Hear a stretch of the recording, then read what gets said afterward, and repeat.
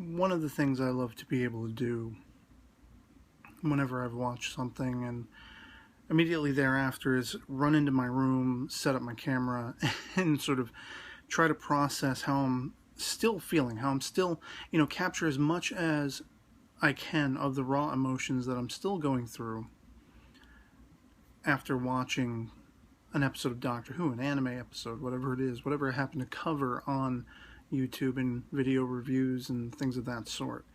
And what I'm feeling after Series 9, Episode 10 of Doctor Who, Face the Raven,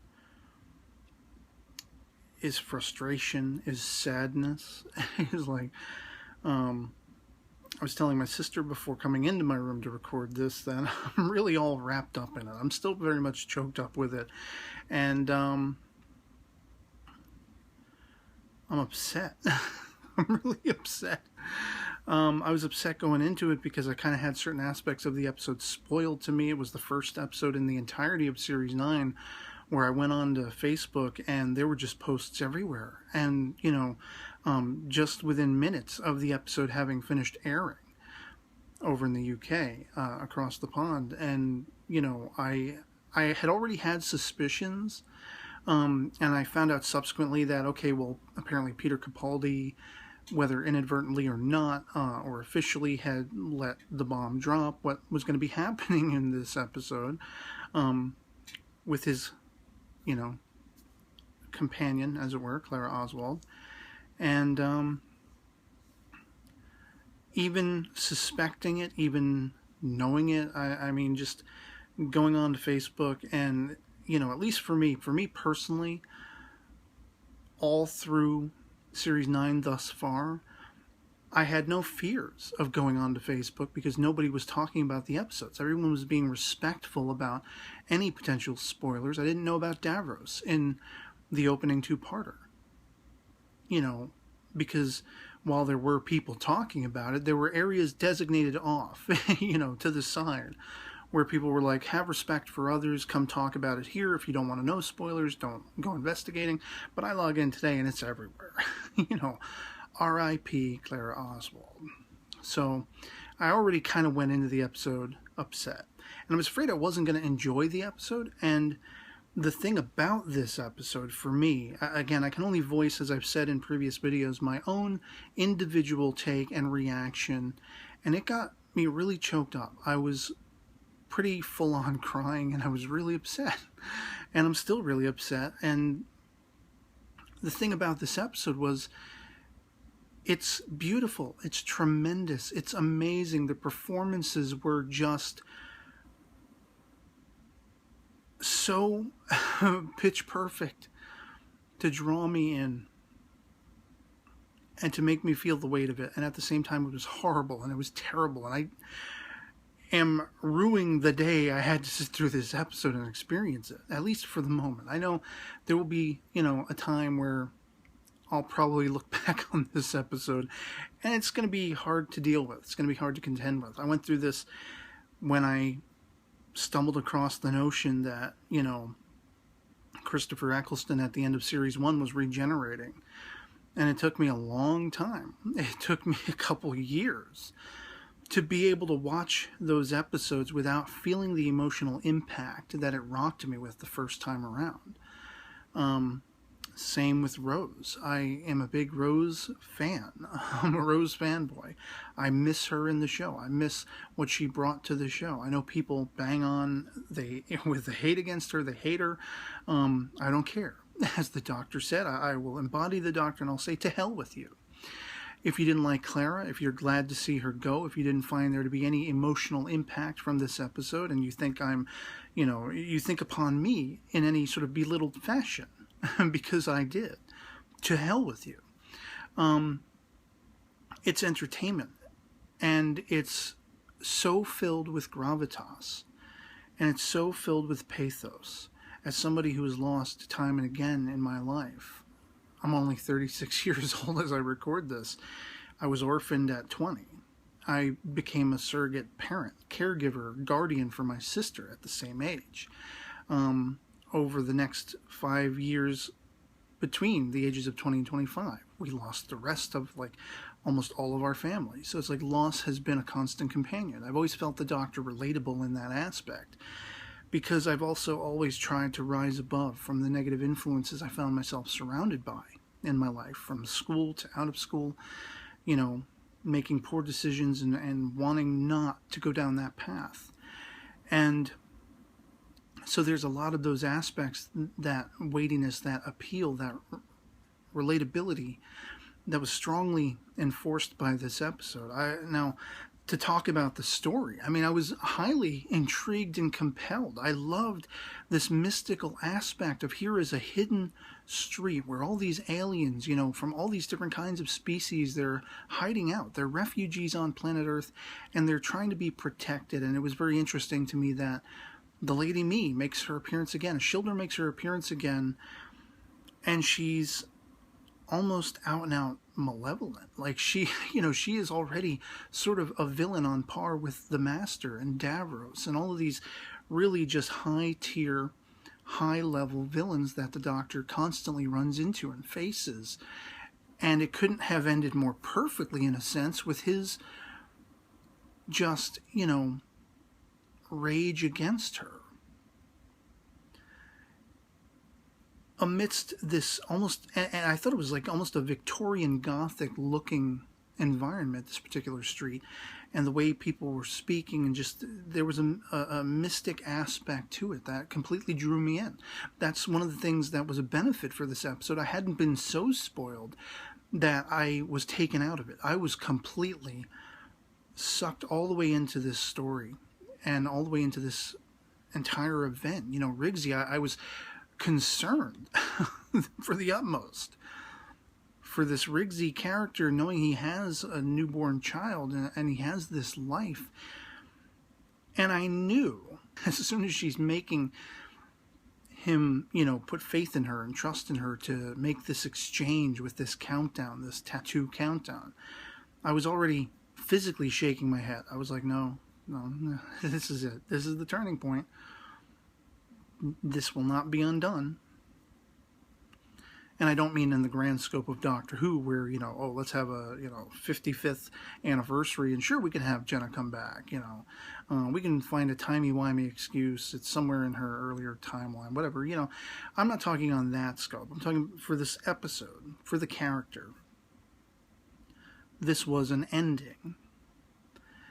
And it was a poetic ending. It was a strong ending. I like that they tied it back to a couple of different facets, one being Danny Pink, the way he went out. Clara put this into her mind as being a death with dignity and honor and respect, self-respect, as well as respect for the Doctor, for Riggsy, for Maisie Williams, you know, her character. And, while also, because Riggsy is a parent,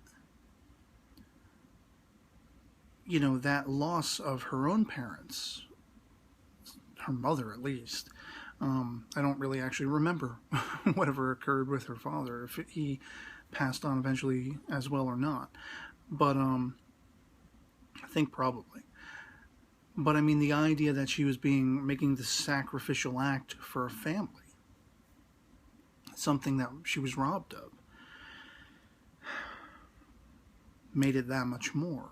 And I think with the allusions to refugees and you know, how this coincides with the idea of manipulation and just certain real world events that have happened in the last couple of weeks, you know, whereas I felt the Zygon story was very much sort of an allegory to the Muslim thing. This is not, I'm not saying this episode was in any way an allegory for the events of terrorism that have happened. But it's something that's still fresh in my mind. I was very much rocked emotionally by the tremendous loss of life in our real world. And I could equate certain aesthetics to this overall story with that.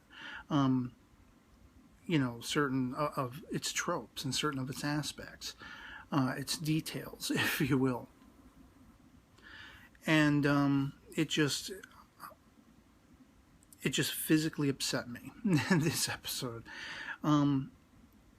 I can, see the tremendous performances. I mean, if I said about that Zygon second half episode, the Zygon inversion, if I said tour de force about Peter Capaldi in that episode, Jenna Coleman, applauds to you, madam.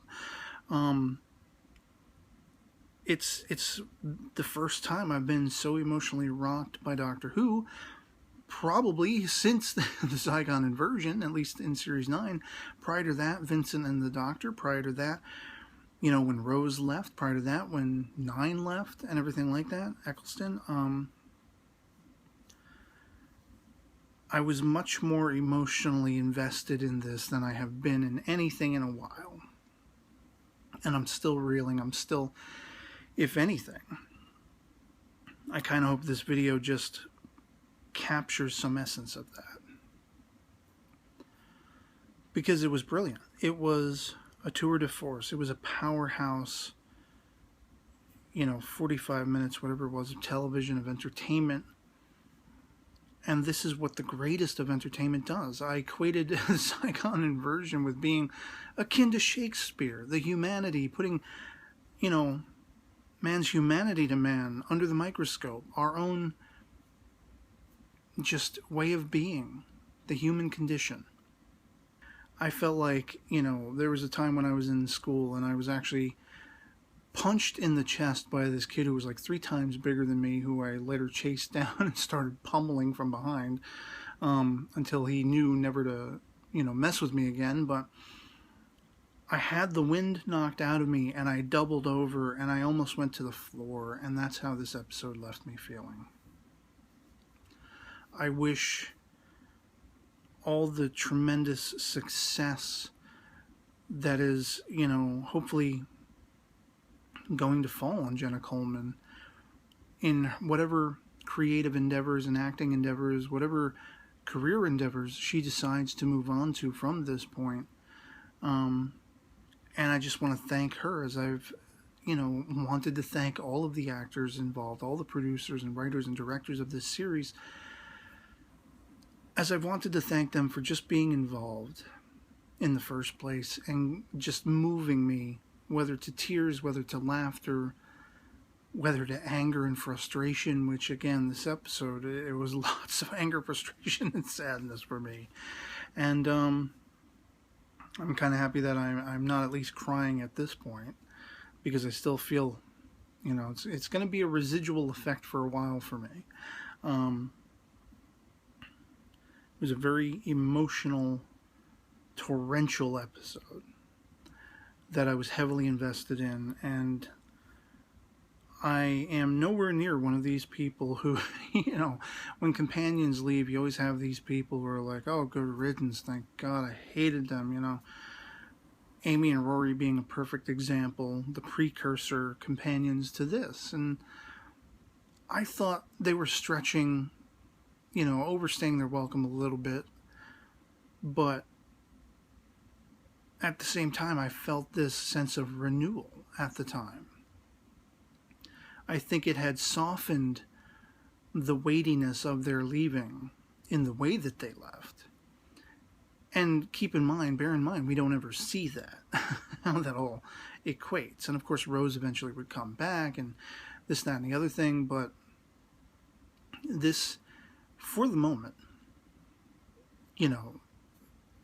going on 15 minutes after just having wrapped watching the episode, feels forever. It does feel legitimate. We saw how Clara went out, and we saw her self-sacrifice, and we saw her die with dignity, this character.